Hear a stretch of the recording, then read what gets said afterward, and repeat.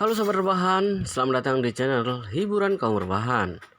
Admin akan berusaha untuk menghibur kalian semua melalui membacakan sebuah novel yang sangat seru, novel yang ceritanya sangat menarik, yang sangat layak untuk diikuti dari awal sampai akhir.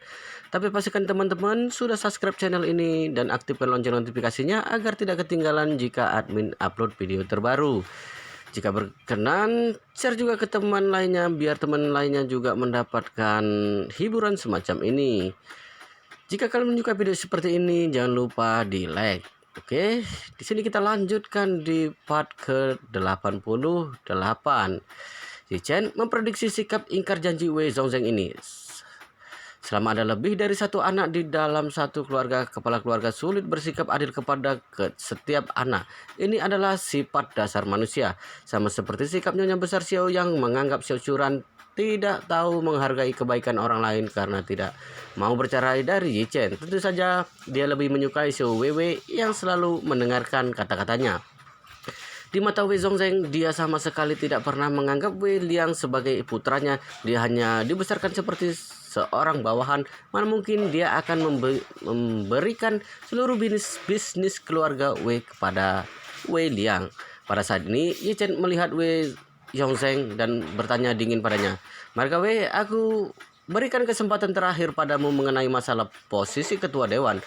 Kamu jawab setelah memikirkannya dengan baik." Wei Zhongzheng tertawa dingin. Aku tidak perlu berpikir. Aku katakan sekali lagi padamu, aku tidak akan memberikan posisi ketua dewan kepada Wei Liang. Aku katakan yang sejujurnya kepadamu saja. Sejak awal aku tidak pernah berpikir memberikan posisi ketua dewan kepadanya, meskipun dia telah menyelamatkan keluarga Wei hari ini. Di mataku, selamanya adalah anak haram yang tidak berguna, sampah yang dilahirkan diam-diam oleh seorang gadis desa gunung Zhangbai. Setelah itu, Wei Zhongzheng melihat ke arah Wei Liang dan memakinya.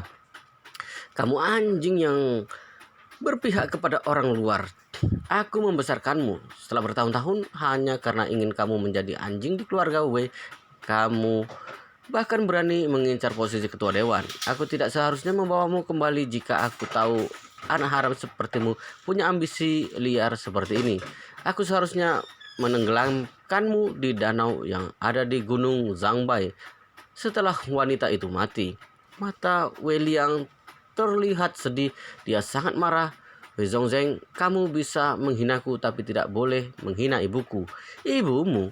Wei Zhongzheng melihatnya dengan jijik dan berkata, "Seorang gadis desa di kaki gunung Zhangbai yang tidak tahu diri. Dia bahkan berharap bisa menikah denganku." Aku merasa jijik ketika memikirkannya. Wei Liang merasa seluruh tubuhnya gemeteran karena marah. Urat birunya terlihat dan dia berteriak marah, "Wei Zhongzheng, aku akan membunuhmu karena kamu berulang kali menghina ibuku." Yi Chen tiba-tiba menghentikan sewaktu dia bergegas maju. Yi Chen berkata dengan santai, "Tidak perlu melakukan apapun terhadap orang seperti dia. Kelakuan seorang pemimpin keluarga Wei dan juga ketua dewan farmasi grup Wei seperti ini, orang luar akan memberikan komentar ketika berita ini tersebar keluar." Orang-orang yang ada di sana kaget sewaktu mendengar kata-kata ini. Wei Zhongzheng terlihat bingung, tapi dia tertawa terbahak-bahak setelah itu. "Kamu menarik sekali, bocah. Apakah menurutmu kamu berhak bicara di keluarga Wei?" Yi Chen mengangguk dan berkata dengan tenang, "Aku sudah mengatakan bahwa dia adalah pemimpin keluarga Wei, maka dia akan menjadi pemimpin keluarga Wei." Wei Zhongzheng mencibirnya dan berkata, "Bocah, aku akan melepaskanmu karena kamu telah menyembuhkan Xiao Yiqian. Pergi sekarang dan aku tidak akan perhitungan denganmu. Jika tidak, aku akan memperlihatkan kepadamu kalau keluarga Wei bukan keluarga yang bisa disinggung seenaknya." Wei Changming yang ada di situ juga terus menyombongkan diri.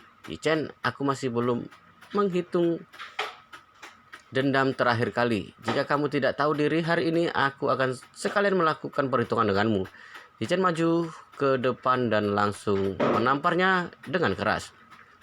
Tidak ada yang menduga Yi Chen akan main tangan. Satu persatu anggota keluarga Wei ingin maju, tapi Yi Chen tidak takut sama sekali. Dia malah berkata dengan arogan dan suara terdengar dingin, "Kalian dengarkan semuanya. Mulai hari ini aku Yi Chen secara resmi mengeluarkan maklumat pembunuhan persilatan untuk Wei Zhongzheng dan Wei Changming. Siapapun yang tidak takut mati boleh maju. Aku tidak keberatan menambahkan beberapa nama di atas perintahku ini. Surat maklumat pembunuhan persilatan yang dikeluarkan dunia bawah tanah sama seperti film Hong Kong yang bisa kita lihat. Begitu maklumat pembunuhan persilatan dikeluarkan ditambah dengan tawaran hadiah, maka seluruh dunia bawah tanah akan bergerak untuk mengejar orang yang ditetapkan dalam maklumat pembunuhan persilatan demi hadiah yang ditawarkan. Kobayashi Ichiro yang ada di peternakan anjing Hongwu ditetapkan sebagai orang yang ada di dalam maklumat pembunuhan persilatan di Jepang. Hadiah yang ditawarkan hanya sebesar 50 juta, tapi sudah ada begitu banyak reaksi. Jika menawarkan hadiah sebanyak 50 juta untuk kepala ayah dan anak keluarga Wei ini, maka mereka tidak akan bisa hidup damai dalam hidup ini. Sewaktu Wei Zongjeng mendengar Ye Chen menetapkan dirinya dan putranya dalam maklumat pembunuhan persilatan, dia segera mencibirnya. Apakah kamu pikir dirimu hebat? Keluarga Wei setidaknya ada kekayaan sebesar 1 miliar. Aku bisa mengeluarkan 100 juta yuan untuk memberikan maklumat pembunuhan persilatan terhadap dirimu. Ye Chen berkata dengan acuh, sampah sepertimu tidak pantas memberikan maklumat pembunuhan persilatan. Setelah itu, Ye Chen mengeluarkan ponsel untuk menghubungi Hongwu. Telepon segera terhubung. Hongwu bertanya dengan hormat, Master Yi, apakah Anda ada perintah? Ye Chen berkata, Hongwu, keluarkan maklumat pembunuhan persilatan untukku. Aku ingin mengejar Wei Zongjeng dan putranya Wei Changming. Berikan hadiah sebanyak 100 juta yuan mulai berlaku jam 12 malam ini. Hongwu segera berkata, Master Yi, tenang saja, aku akan menyebarkan ke seluruh kota sekarang. Setelah itu, pesan WeChat di ponsel Wei Changming tidak berhenti masuk. Dia ada sebuah grup WeChat dengan keluarga yang punya hubungan baik dengan keluarga Wei. Para pemimpin keluarga sedang panik sekarang. Changming, kenapa kamu bisa menyinggung Hongwu? Dia menawarkan hadiah 100 juta yuan untuk mendapatkan kepalamu dan ayahmu. Akan berlaku tengah malam ini. Wajah Ye Changming terlihat suram. Dia kaget dan takut. Sebelum dia sadar apa yang terjadi, ada berita dikirim di grup WeChat lagi. Gawat, pemimpin keluarga Wang Jenggang mengeluarkan maklumat pembunuhan persilatan kepada ayah dan keluarga Wei. Dia telah menambahkan bonus sebesar 100 juta yuan. Pemimpin keluarga Qin Jeng juga turun tangan. Bonus yang ditawarkan sudah menjadi 300 juta. Ya Tuhan, keluarga Song juga turun tangan. Mereka langsung menambahkan 200 juta. Bonus sudah bertambah menjadi 500 juta. Wajah Wei Changming terlihat sangat pucat. Ponselnya langsung jatuh ke bawah dan layar retak. Wei Zongjeng yang ada di samping segera bertanya, Changming, apa yang telah terjadi? Wei Changming penuh keringat. Dia menceritakan semuanya masalah dengan panik pada Wei Zongjeng. Wei Zongjeng segera ketakutan ketika mendengar semua ini. Ada apa ini? Kenapa pemuda ini punya pengaruh besar ini? Hongwu mendukungnya, keluarga Wang dan keluarga Qin juga. Tapi yang paling menakutkan adalah keluarga Song yang merupakan keluarga paling besar di Jinling juga mendukungnya. Siapa sebenarnya pemuda ini? Bonus uang sebesar 500 juta dikeluarkan. Takutnya semua kekuatan dunia bawah tanah yang ada di dalam negeri akan menganggap dia dan putranya sebagai barang pusaka. Dia benar-benar takut sekarang. Dia melihat Ye Chen yang tenang, kedua lututnya lemas dan langsung jatuh di lantai. Seluruh tubuhnya keringat dingin dan gemetaran. Master Yi, ampun, ampun. Wei Zongjeng berlutut di lantai sambil memohon. Master Yi, aku sudah salah. Mataku buta. Aku mohon ampuni aku. Aku tidak akan berani lagi kelak. Aku bahkan bersedia menjadi anjingmu. Ye Chen melihat mereka dengan dingin dan berkata, sudah tahu salah sekarang, bukankah masih sangat sombong tadi? Wei Zongjeng segera menampar dirinya sendiri dan berkata sambil menangis, Master Yi, aku sudah pikun, otakku tidak berfungsi tadi, maafkan aku. Setelah itu Wei Zongjeng segera berkata, Master Yi, William akan menjadi ketua Dewan Farmasi Grup Wei kelak dan juga memimpin keluarga Wei. Apakah Anda puas sekarang? Ye Chen berkata datar, aku akan puas jika kalian berkata seperti ini tadi, tapi kamu baru mengatakannya sekarang sehingga tidak terlalu puas. Wei Zongjeng kaget dan segera bertanya, Master Yi, bagaimana bisa membuat Anda merasa puas? Ye Chen melihat dia dan Wei Changming yang wajahnya pucat dan berkata dingin, bukankah kamu sangat meremehkan gunung Zhangbai? meremehkan Ibu Wei Liang yang tinggal di kaki Gunung Zhangbai. Baik, kalau begitu kamu dan putra pertamamu pergi menggali ginseng di Gunung Zhangbai dan tidak boleh meninggalkan Gunung Zhangbai seumur hidup. Ekspresi Yi Chen terlihat sangat dingin sewaktu dia mengatakan ini. Dia berkata, kamu dengarkan baik-baik, tidak boleh meninggalkan Gunung Zhangbai seumur hidup ini. Wei Zhongzheng sangat putus asa ketika mendengar kata-kata ini. Dia selama ini sangat tidak suka dengan Gunung Zhangbai. Pada waktu itu dia harus pergi mengambil obat ke sana sendiri karena baru mulai merintis bisnisnya. Jika tidak, maka dia tidak mau pergi ke tempat jelek seperti itu. Karena dia meremehkan tempat itu, jadi dia juga sangat meremehkan Ibu Wei Liang. Dia hanya menganggapnya sebagai barang mainan sementara. Tapi dia tidak pernah menyangka jika Yi Chen akan menghukumnya dan membuat dirinya harus tinggal di Gunung Zhangbai sepanjang hidupnya. Itu adalah tempat yang sangat dia benci selama ini. Jika menyuruhnya pergi ke sana dan tidak boleh pergi dari tempat itu selama hidupnya, apa bedanya dengan membunuhnya? Kesehatan sudah bermasalah sejak lama, tidak bisa bertahan hidup lama lagi. Jika dia harus pergi ke Gunung Zhangbai, sepertinya dia akan lebih cepat mati, bukan? Selain itu, jika dirinya sangat suka dengan kesenangan tinggal di tempat seperti itu, bukankah benar-benar menyiksanya? Dia melihat Yi Chen dengan penuh putus asa sambil memohon dan menangis. Master Yi, aku sudah tidak bisa hidup lama lagi. Aku mohon kamu berbelas kasihan padaku. Aku bersedia memberikan farmasi grup B kepada Wei Liang. Aku mohon biarkan aku tinggal di Jinling untuk menghabiskan sisa hidupku. Yi Chen bertanya dengan dingin, apakah kamu pernah berpikir jika Ibu Wei Liang telah meninggal selama 20 tahun? Bajingan sepertimu hidup lebih lama 20 tahun darinya. Kamu sudah sangat beruntung. Jadi kamu gunakan sisa hidupmu untuk merenungkan kesalahanmu di Gunung Zhangbai. Kamu bukan hanya harus menggali ginseng setiap hari, tapi kamu juga harus membersihkan makam Ibu Wei Liang setiap hari. Setelah itu dia melihat ke arah Wei Liang dan memberikan perintah, Wei Liang, setelah kamu menerima farmasi grup B, kamu bentuk tim untuk mengawasi mereka setiap hari di sana. Suruh mereka memberikan makam ibumu setiap pagi. Setiap pagi dan sore hari menggali ginseng di gunung mereka. Tidak diizinkan memakai ponsel, berselancar di internet dan menonton TV. Biarkan mereka merasakan hidup keluarga, bekerja di pagi hari dan pulang istirahat di malam hari.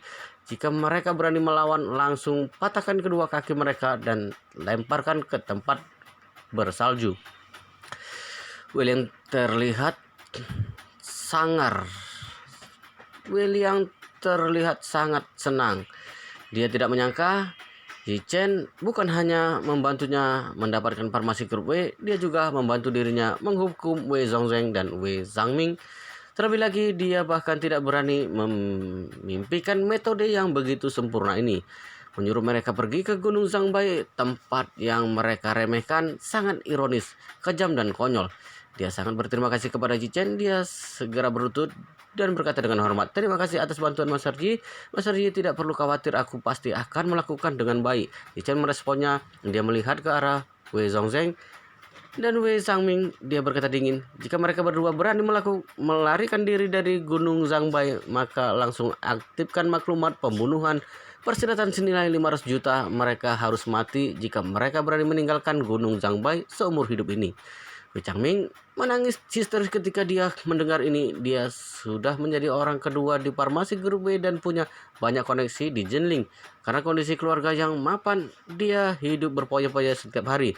Tiba-tiba menyuruhnya pergi menggali ginseng di Gunung Zhangbai dan tidak diizinkan pergi selama hidupnya. Semua ini bahkan lebih menyakitkan daripada di penjara seumur hidup.